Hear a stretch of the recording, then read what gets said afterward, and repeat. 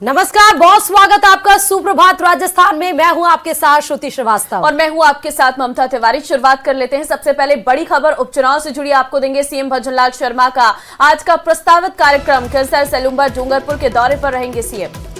BJP प्रत्याशियों के समर्थन में जनसभा को संबोधित करेंगे सीएम भजनलाल शर्मा। सुबह 9:15 पर जयपुर से खीमसर के लिए रवाना होंगे और फिर खीमसर में बीजेपी प्रत्याशी के समर्थन में जनसभा को संबोधित करेंगे। 1:30 पर सेलुम्बर पहुंचने का कार्यक्रम सीएम भजनलाल शर्मा का है। शांता देवी मीणा के समर्थन में जनसभा करेंगे मुख्यमंत्री और इसके बाद सेलुम्बर से सीमलवाड़ा डूंगरपुर के लिए रवाना हो जाएंगे। होटल ध्रुव पैलेस में बीजेपी कार्यकर्ताओं को मुख्यमंत्री की ओर से संबोधित किया जाएगा। तो आज मुख्यमंत्री का प्रस्तावित कार्यक्रम है, क्योंकि उपचुनाव के लिए बीजेपी ने अपने 7 सीटों पर उम्मीदवारों की घोषणा कर दी है। कल भी शक्ति प्रदर्शन किया गया था, जब बीजेपी के प्रत्याशियों ने अपना नामांकन दाखिल किया था और उस क्रम में आगे बढ़ते हुए आज मुख्यमंत्री भजनलाल शर्मा खीमसर, सेलुम्बर और डूंगरपुर में बीजेपी प्रत्याशियों के समर्थन में जनसभा को संबोधित करेंगे। वोट की अपील की जाएगी और एक समा बांधने की कोशिश की जाएगी, क्योंकि बहुत महत्वपूर्ण है 7 सीटों को अपने पाले में लाने के लिए, क्योंकि 7 सीटों में से सिर्फ 1 सीट पर बीजेपी का कब्जा था और इसीलिए आज का प्रस्तावित कार्यक्रम बेहद ही ज्यादा महत्वपूर्ण है।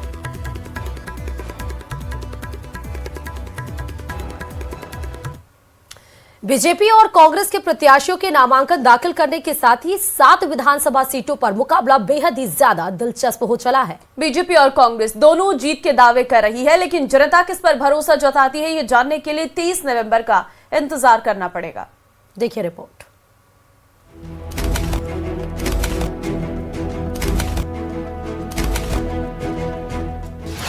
चुनावी समर की बजी रणभेरी, कौन पड़ेगा किस पर भारी। भावनात्मक मुद्दों का चलेगा जोर या बुनियादी मुद्दों पर लगेगी मुहर। दावों का दंगल, किसका होगा मंगल। आपका है, अपना है। एक ऐसा व्यक्ति है जो एक जमीन से जुड़ा हुआ है और मैं हमेशा कहता हूं कि जो जमीन से जुड़ा व्यक्ति होगा वो ही आप लोगों की पीड़ा को जान सकता है।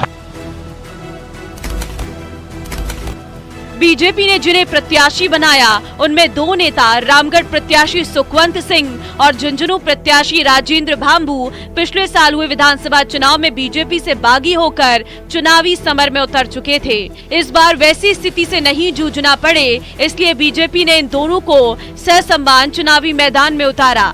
दौसा में बीजेपी ने जगमोहन मीणा पर दांव लगाया है। कैबिनेट मंत्री डॉक्टर किरोड़ी लाल मीणा के छोटे भाई जगमोहन RAS अधिकारी रह चुके हैं। जबकि टोंक जिले की देवली उनियारा विधानसभा सीट पर बीजेपी ने पूर्व विधायक राजेंद्र गुर्जर को प्रत्याशी बनाया है।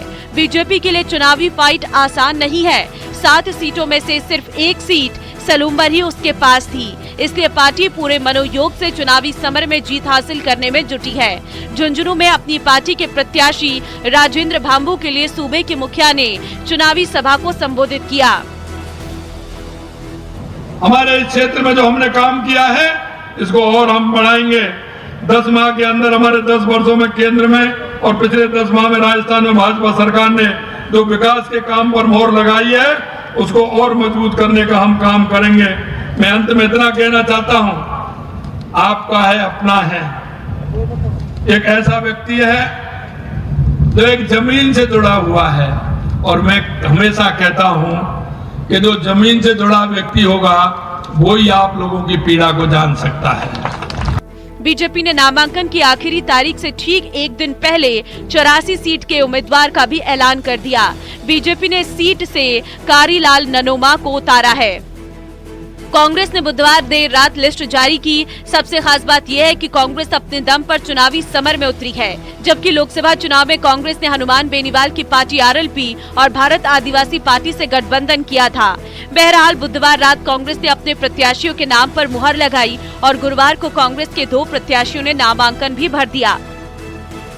आइए एक नजर डालते हैं दोनों ही दलों ने कौन कौन सी सीट से किस उम्मीदवार को मैदान में उतारा है। सबसे पहले बात झुंझुनू सीट की कर लेते हैं, जहां पर बीजेपी ने राजेंद्र भांबू को मैदान में उतारा और उनका मुकाबला कांग्रेस के अमित ओला से होगा। वहीं अगर बात रामगढ़ की करें तो बीजेपी ने सुखवंत सिंह को मैदान में उतारा। सुखवंत सिंह का मुकाबला आर्यन जुबैर खान के साथ है। बात अगर दौसा की करें तो यहाँ पर जगमोहन मीणा का मुकाबला डीडी बैरवा के साथ है। वहीं अगर बात देवली उनियारा सीट की करें तो यहाँ पर मुकाबला राजेंद्र गुर्जर वर्सेस केसी मीणा रहने वाला है।